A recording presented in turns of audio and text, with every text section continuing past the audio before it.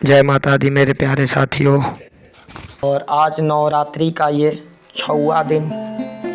आज छठे दिन माँ कात्यायनी की पूजा की जाती है और माँ कात्यायनी सातों देवी में माँ कात्यायनी दुर्गा के छठा रूप मानी जाती है।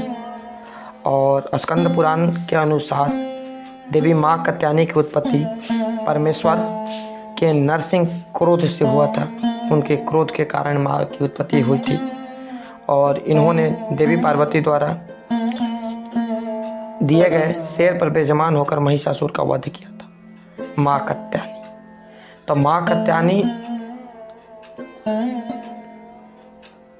9 देवी में और इनकी महिमा अपार है। आज इनकी पूजा हम लोगों ने की है और माँ कात्यायनी परमेश्वरी है। और आज हम लोग इनके कथा में चंडमुंड यानी जो नवरात्रि का कथा है, और आज के कथा में पीछे के कथा में हम लोगों का ध्रुम लोचन का वध हो चुका था और आज के कथा में हम चंडमुंड का वध कराने वाले हैं। चंडमुंड जब ध्रुम लोचन के वध के बाद में ध्रुम विलोचन के जब वध हुआ तो वध के बाद में सारी सेना भाग गई। शुंभ ने जब गुस्सा में आकर कहा कि अपने सेना चंडमुंड को कहा कि जाओ जाकर देखो कितनी बलशाली है। जब ये पहुँचे दैत्यराज की आज्ञा पाकर चंड और मुंड जो है चतुरंगी सेना लेकर, चंड और मुंड के पास में चतुरंगी सेना थी, चतुरंगी सेना के साथ लेकर हथियार उठाए हुए देवी से लड़ने के लिए चल दिए।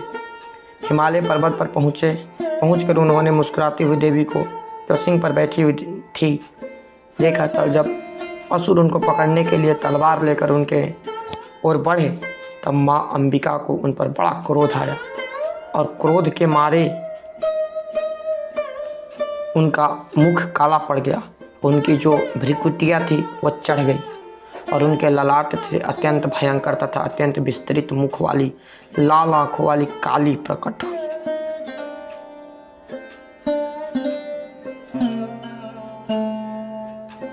जो कि अपने हाथों में तलवार और पास लिए हुए थी और ये विचित्र खड्ग धारण किए हुए थी तथा चीतों को चम्र की साड़ी एवं नरमुंडों की माला पहन रखी थी और उनका मांस सूखा हुआ था, बिल्कुल हड्डी जैसा था शरीर, और शरीर केवल हड्डियों का ढांचा था जो भयंकर शब्द से दिशाओं को पूर्ण कर रही थी। वह असुर सेना पर टूट पड़ी और दैत्यों को भक्षण करने लगी, खाने लगी। वे पार्श्व रक्षकों और अंकुशधारी महावतों हाथियों पर सवार होकर युद्धाओं और घंटा सहित हाथियों को एक हाथ से पकड़ कर अपने मुंह में डाल रही थी। और इसी प्रकार वे घोड़े, रथों, सारथी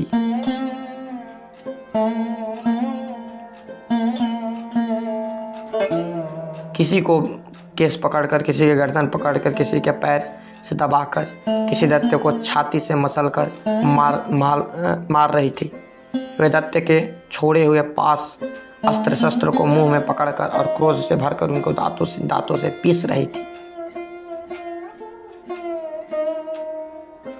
उन्होंने कई बड़े बड़े असुरों को भक्षण कर डाला, कितनों को रौंद डाला, कितनों को मार के मारे भाग गए, कितनों को उन्होंने तलवार से मार डाला, कितनों को अपने दांतों से समस्त। इस प्रकार देवी ने देखते ही देखते क्षण भर में दैत्य सेना को नष्ट कर दिया। यह देख महापराक्रमी चंड काली देवी की ओर लपका और मुंड से भी देवी पर अपने भयानक बाणों की वर्षा करने आरंभ कर दी। उसने हजारों चक्र उस पर छोड़े।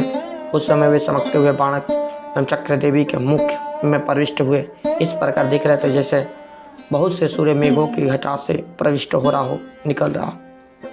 इसके पश्चात भयंकर शब्द करके काली ने अत्यंत जोर से भरकर विकट आहटाहस किया, हुंकार भरी। उनका भयंकर मुख देख नहीं जाता था, उनके मुख के श्वेत दांतों की पत्ती चमक रही थी, बस बिल्कुल काला। फिर उन्होंने तलवार हाथ में लेकर हुंकार शब्द कहकर चंड और मुंड पर आक्रमण किया। चंड को मारा, चंड मुंड पर आक्रमण किया और उसके केसों को पकड़कर उसका सिर काटकर अलग कर दिया। जो माँ काली के हाथ में जो मुंड आप लोग देखते हैं, जो मूर्ति में उनको मुंडी दिखाया गया है, वह मुंडी अचंड का मुंड है। अचंड को मरा हुआ देखकर मुंड भी देवी की ओर लपका, परंतु देवी ने क्रोध से भरे उसे भी अपने तलवार से यमलोक पहुंचा दिया। चंड और मुंड दोनों मारा हुआ देखकर उनकी बाकी सेना थी वह भाग खड़ी हुई। इसके पश्चात काली चंड मुंड के कटे हुए सिरों को लेकर चंडिका के पास गई और प्रचंड अट्टहास के साथ कहने लगी, हे देवी, चंड और मुंड दो महादत्तों को मैंने तुम्हारी भेंट की है। अब शुंभ और निशुंभ का तुम स्वयं वध करना। माँ काली ने कहा। वहाँ लाए हुए चंड और मुंड के सिरों को देखकर कत्यानी माँ चंडी ने कहा कि काली से मधुर वाणी में कि हे देवी, आप चूंकि चंड और मुंड को लेकर मेरे पास आई है, अतः संसार में लोग आपको चामुंडा के नाम से प्रचलित करेंगे, ख्याति करेंगे, आपको याद करेंगे। कि ये था हमारा जो चंड और मुंड के आज का अध्याय। अगले अध्याय में रक्त बीज का वध करेंगे, हम लोग करवाएंगे रक्त बीज, जिसके बाद शुंभ ने चंड और मुंड के मारे जाने के बाद शुंभ ने रक्त बीज को भेजा। तो अगले अध्याय में इसे हम लोग देखेंगे। आज के लिए इतना। सबको जय माता दी, सब पर माता की कृपा बनी रहे।